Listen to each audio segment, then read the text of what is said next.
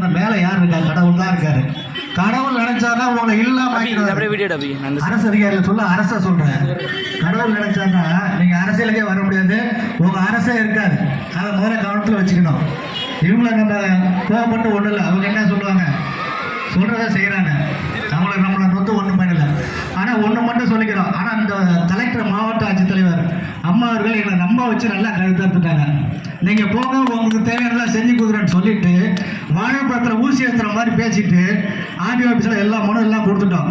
முடிச்சதுக்கப்புறம் கடைசி நேரத்தில் எங்களாலே பர்மிஷனுக்கு சட்ட ஒழுங்கு பிரச்சனை சொல்லி என்ஓசி கையெழுத்து போட்டு கொடுத்துட்டு திரும்ப அவர்கிட்ட திரும்ப கேட்டு வாங்கிடுறாங்க. அந்த பிரச்சனை இருக்கு, நீங்கள் கையெழுத்து போட்டு கொடுங்க அப்படின்னு சொல்லி திரும்ப கொடுத்ததை ரிட்டர்ன் வாங்கிட்டாங்க.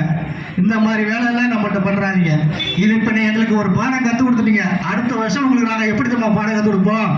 குறிச்சு வச்சுங்க. படூரில் தாப்பூர் ஒன்றியத்தில் 33 பஞ்சாயத்து இருக்கு. 33 பஞ்சாயத்துக்கு பஞ்சாயத்து 10 சேலை குறைஞ்சது. நான் சொல்கிறேன், 10 சேலை குறைஞ்சது ஆர்டர் வாங்கி இப்பயே ஆரம்பிச்சிருவோம். ஒரு வருஷத்துக்கு முன்னாடி ஆர்டர் ஆரம்பிச்சிருவோம்.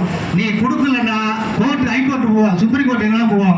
உன் சட்டையை கழட்ட போட மாட்டேன். நீ சரியான பதில் சொல்லி ஆகணும்.